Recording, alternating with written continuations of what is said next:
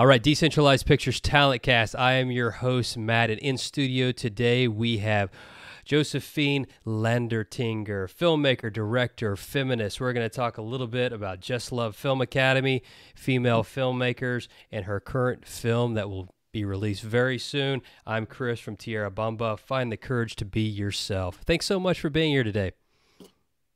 Thank you so much for inviting me. I'm super excited.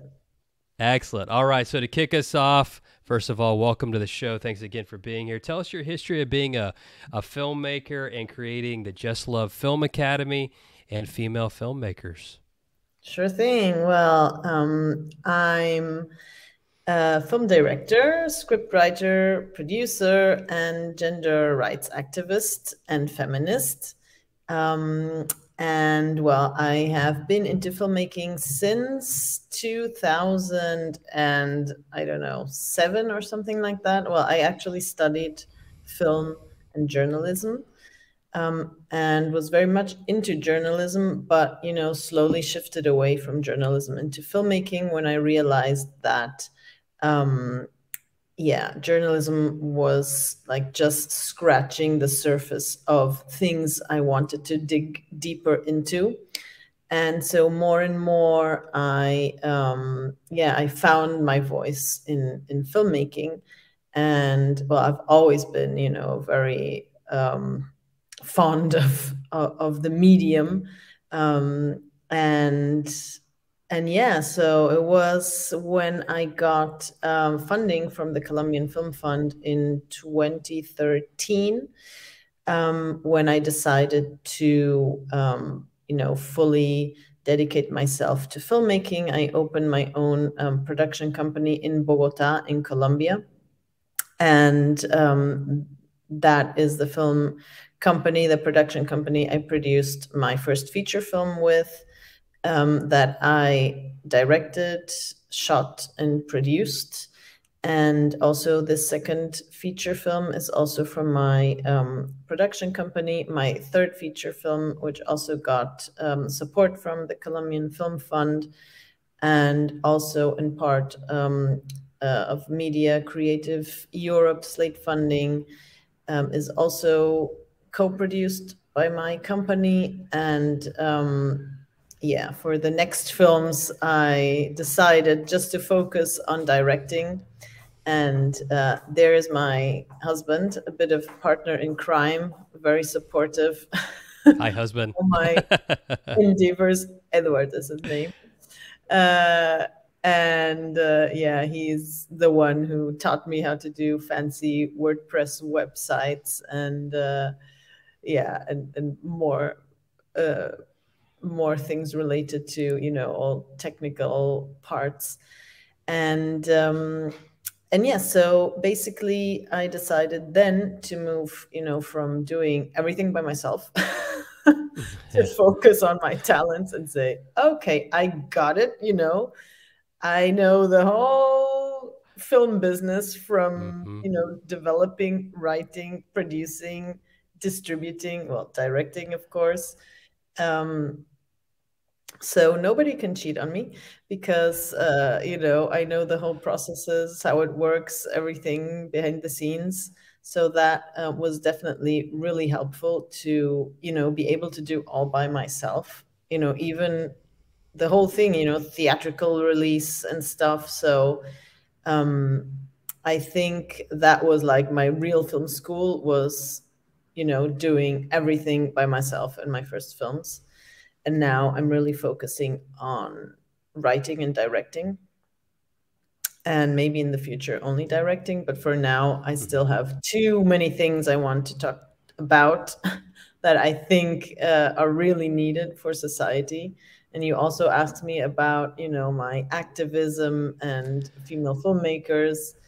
And basically, what I feel is that film is such a powerful medium, and I believe that film really influences the way we think, we act, we dress, we talk.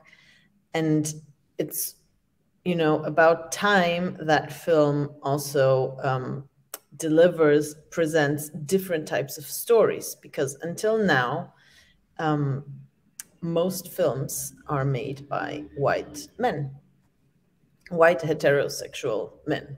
So that is not something I'm like inventing. It's figures and data that's out there that really proves that it's like that. And unfortunately, in 2023, women are still a minority. I mean, now we're almost heading to Cannes, the world's biggest film festival, I think, without doubt, where, 6 women are competing for best film. And that's like their record until now. So very far from 50-50 out of 19 films. And yeah, so I think that it's really important to have more women behind the cameras, and also to, try to deconstruct the way you see films, because I think we've been socialized to watch films in a certain way. So, you're used to seeing the body of a woman in a certain way. You're used to see the introduction of a woman in a film in a certain way. You're used to see, lighting of a woman in a certain way, or a man in a certain way. So all these things I think are important. And also the type of stories. I often don't see women on screen I relate with. So these are the types of stories I am writing right now. And, women who have their kids at home, or, women who are struggling with work-life balance and have actual jobs, women who are, protagonists in a film, and, have important things to say. So there are changes, especially I think like in the last 5 years is when I've noticed like most changes happening in that sense, gender equality in film.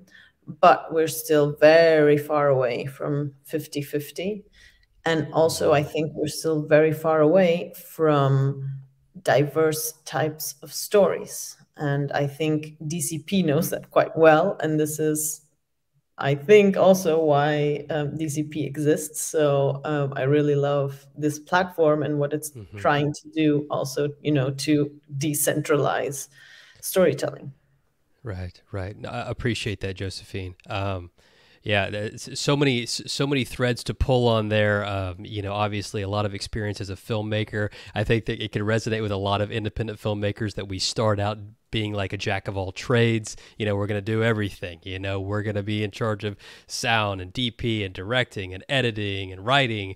And then you obviously, it becomes too much at some point. You need to learn the art of delegation and focus on a specialty. And obviously, you're taking filmmaking to a very important level by focusing on things like gender equality and pushing for diversity in film and better representation for women. So let's talk about that a little bit more, and how your goals of bringing more filmmaking opportunities to the female filmmaking population, and how you're doing that through female filmmakers, and what are some of your goals through Web3 and Film3 by bringing more female filmmakers into the mix?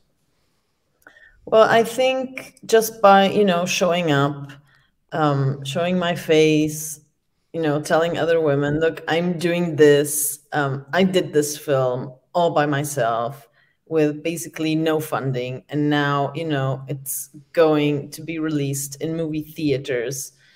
And people are like, what, really? And that's amazing. And I say, okay, if you really believe you're meant for this, and if you really have a passion and you want to do this, you'll do it. And I always get a lot of messages of, thank you notes and thank you messages. And, seeing you motivates me to keep going. And thank you for sharing your story.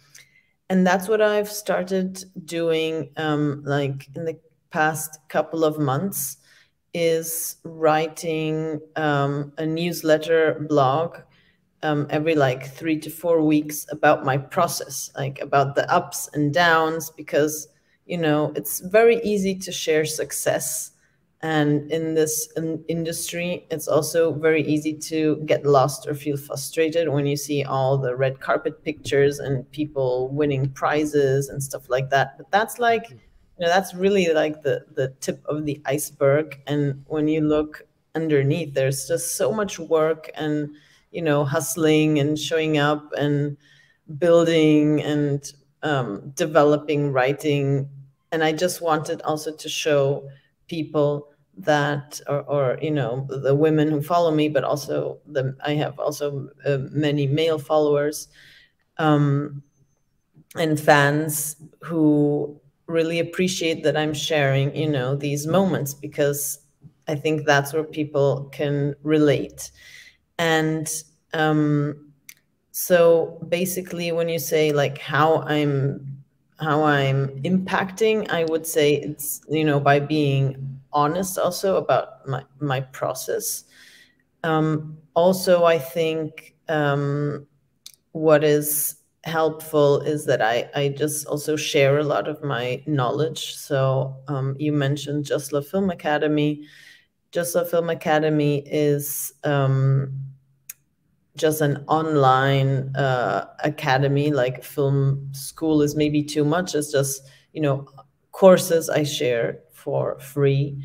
They're in Spanish. So I have one that's about blockchain, NFTs for the film industry. And another one is a course for women to empower them. It's a course that teaches about pitching, about, sales strategies, but also about, a lot of confidence and, how to feel secure and safe, and how to find your voice. So basically, that is also what I'm doing through Just Love Film Academy. And Female Filmmakers XYZ was also born out of that motivation, just to share my knowledge, because everything I learned from Web3, or I learned about Web3, NFTs, and blockchain, was self-taught. Like nobody taught me anything. It was like, watching Same deal here. YouTube. Yeah, I get it. Watching YouTube videos and, following Twitter threads and, reading blogs and stuff like that. And so I thought, okay, let's share this knowledge, because women have been left behind so many revolutions. And I thought, okay, now is the time. This is a revolution. This is like a technological revolution, an information revolution. And basically, I mean, many years ago, you had laws and stuff like that that really didn't allow women to do stuff like open bank accounts and things like that. But, in most countries around the world, we are free to learn. So, yeah, so basically, the only thing that is stopping you, if you live like in a country with access to information, as a woman, which I'm just now thinking, of other countries where women's rights have been thrown back. But, in general, I would say that we're now in a moment where women have more rights than ever. And so if you want to be part of this revolution, the only thing you need to do is learn to be part. And that's, a bit the spirit of Female Filmmakers, sharing knowledge. And also, like a bit vice versa, it was also one of the motivations was through profile pictures of women working in the film industry, to talk about, the lack of women behind cameras. So it's a NFT collection where you can see, a director of photography, a producer, a film director, all women. And yeah, and that collection was a lot of fun. And then And it's currently live on OpenSea, correct? yeah, well, that one is sold out, and then there's a second, like a collective collection, which has, you know, the same spirit behind it. But it's not a profile picture collection. It's one-to-one, like one-on-one pieces of art, original art pieces that I asked 20 women, 20 women artists who I've been following, and I kind of like curated them, and I thought like they do really cool stuff, and I asked them, hey, why don't you do, you know, a digital art piece for female filmmakers? And the theme was, you know, honor a woman working in the film industry, or do your version of female gaze, because that's something I also talk about a lot, is the gaze. You know, what's the male gaze, what's the female gaze? It's a bit what I talked about at the beginning, like how are you used to watch the world or films? So what's like your gaze? And yeah, and out of that came 20 wonderful pieces of art. They're live, so there are several pieces still available. And these pieces and this collection has also been traveling around a bit. So it has also been in several places on really cool NFT screens. And that has been, yeah, also really nice to see how, you know, how art can travel, and how we're talking about, you know, filmmaking and women filmmakers, but you're in an art gallery. So it's kind of a crossover. And I think that's also something very interesting about this scene. And yeah, so I think basically in a nutshell, that's it with female filmmakers. Great. Well, thank you. So let's talk about your current film that's about ready to be premiered. And I saw on social media you just posted a trailer for it. So your current film, I'm Cris from Tierra Bomba. Find the courage to be yourself. All right. Nice. Cool. Love it. Yeah, so tell us about the story and the production team behind it, and what makes this film so special, and what it means for the LGBTIQ plus community. Sure. Well, I'm Cris from Tierra Bomba is a film about Christian. He's a millennial from the island of Tierra Bomba. It's an island in the Colombian Caribbean. And I follow Christian for 7 years. And his dream is to become an actor.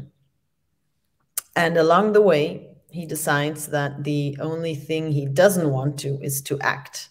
So the film transforms into a film about, finding yourself, finding your voice, finding out who you really are, who you want to be, and who you have been showing, or what masks you have been wearing until now.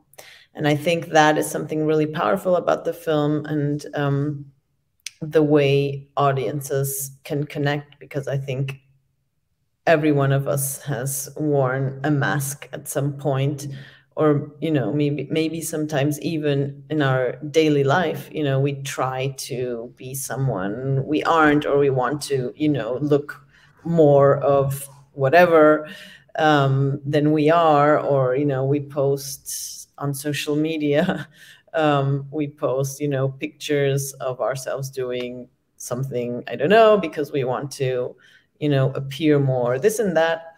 So I think that is the point I find very interesting. And also because the film uses a lot of social media, like we recreate posts in the film. It's like one of the narrative lines is an Instagram feed.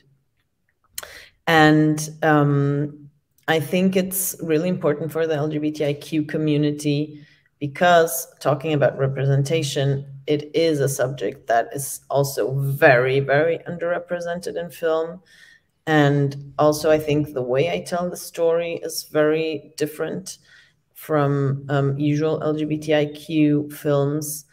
And also for Latin America and for Colombia, it's a very important film because, especially in the region, the topic is not very talked about. So also portraying someone who, in the end, is like intersectional to, different identities is very interesting, because Christian is Afro-Colombian, so he's Black. He is LGBTIQ, and then in the film, he is also a migrant. So there are all these different identities, and so identity becomes the central subject of the film. Amazing, amazing. Can't wait to see it. So the premiere, it's planned to be released in Colombia, correct? Yeah, for now we're releasing in Colombian movie theaters on May 25th. We are also looking for other countries where we can release the film commercially. Spain probably, Germany probably, maybe Mexico, because those are the films where my previous film also was released in theaters. So yeah, in Colombia, we're trying to release in a couple of more theaters than abroad. Yeah, for now, it's going well. It's really hard. It has been hard, I think, after the pandemic for independent filmmakers, especially in Colombia, because I mean, around the whole world, movie theaters were hit really hard by the pandemic, and Right. in Colombia, they're still struggling, to make money back, and so they're really preferring to show films they know they'll make money on, like Marvels and Disney's and big blockbusters and things like that. So when you come knocking on the door and say, I have a film, and it's about an Black LGBTIQ person, and it's an independent film, they're like, oh, you get the eyeballs rolling, and they're like, okay, I don't think this will sell. And then you have really frustrated people, the audience, because they want to see the film, and then you don't Sure. get, you don't get past the gatekeeper. But we're trying, and we're Yeah. doing quite okay.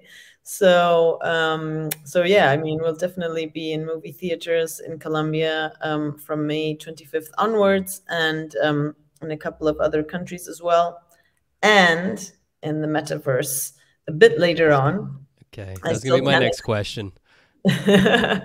I still can't announce exactly when, but the idea is to do, something new, something different, Hmm. um, and to use NFTs, as tokens to get Hmm. in the metaverse theater. And then, it doesn't matter where you are in the world, you will be able to watch the film. Exactly. So the only thing you need is our super cool I'm Cris Impact NFT. Okay, so tell us about that. This we'll go to closing after this. So tell us about the NFT component attached to this film, and how can people participate in the NFT experience? Yeah, so the NFT component is that we're launching 1,111 film impact NFTs. And I decided to call them that way because they're film related, but they also have an impact on society. So we're donating a percentage to Outright International, one of the biggest LGBTIQ organizations out there. And they're also, really allies and really interested in the film. They love the film. We've been, also constantly talking how we can support each other, and how we can also create value for NFT holders. So there will be also a couple of surprises in relation to that and Outright International. And also it's an impact NFT because holders will actually finance an alternative route through the Colombian Caribbean. There's a problem in Colombia, and it's that we don't have enough movie theaters. So even if people would want to go to the film, they would have to travel like long distances. So there's not enough movie theaters, that for one thing. And second, many of the communities that would benefit from watching the film often can't purchase a movie ticket. So the idea is to, oh, I have a baby crying. Uh-oh. All right, and we're back now with Josephine to continue the conversation on the NFT collection attached to the new upcoming movie. The idea is that through this NFT sale, we can finance an alternative impact route through the Colombian Caribbean. We have a local ally called Canal Cultura. Canal Cultura also really loves the film and thinks that this film would do really well in certain parts of the Colombian Caribbean. The thing is that in these parts, there are no movie theaters. And also there are certain groups of people who can't afford a movie ticket. So you have, this problem of that there are not enough movie theaters, but also people who can afford going to theaters. And so the solution to this is this collection of NFTs. And also, of course, we want to offer special perks to our NFT holders. So you will have access, special access to the behind the scenes of this impact campaign. And the NFT will also be a ticket to our international metaverse premiere. We also want to do something like fun and special, not only show the movie, but also have the artists of the film soundtrack come and do, some live music, also do educational talks with Outright International, with our Colombian allies. And yeah, so we wanted to be like a real fun, interactive experience. And also what I would really like to do is later on to be able to have NFT holders decide, what steps come next, where should we take the film now. And we're also looking at the possibility to have NFT holders be micro distributors. So let's say, Matt, you have a super cool art house cinema close to your house and say, oh, cool, they would be interested in screening this film. So let's split the income of that screening. So that's something we're working on. And yeah, I think that's about it for the 1,111 NFTs. We still don't have a drop date, but it's going to be in Pride Month. That's like what we're aiming at. And what's certain for now is the cinema release on May 25th. And yeah, to know more about our impact campaign and the NFTs, please check out the website soycrisfilm.com, like in Spanish, SOY, crisfilm.com. There you'll also find the roadmap and more details about the collection. And you can also follow me on Twitter right there. And I'll also, of course, be tweeting about what we're doing with our NFTs. Awesome. Well, Josephine, thank you. Josephine, thank you so much for being here today and being on the Talent Cast. Obviously, exciting things happening in your world, and all the best with the release of I'm Cris from Tierra Bomba and the NFT drops. It's going to be exciting to watch this all unfold. And for those that are part of the DCP community, or if you're just discovering decentralized pictures, please follow us on all the social media channels, participate on the platform. jump onto our website, app.decentralized.pictures, and sign up for an account, start participating, be a reviewer, take the daily quiz, earn some film credits. If you're a filmmaker, look at the active rounds. We have multiple active rounds on the platform right now, and submit if you qualify for one of those rounds. So thank you again, Josephine. We will see you very soon. Thank you so much. Thank you to the whole DCP team. You know, I love you. I love DCP. It's an amazing platform. And yeah, do check DCP out if you're a filmmaker. Awesome. Awesome. All the best. Talk to you soon. Thank you. Bye-bye.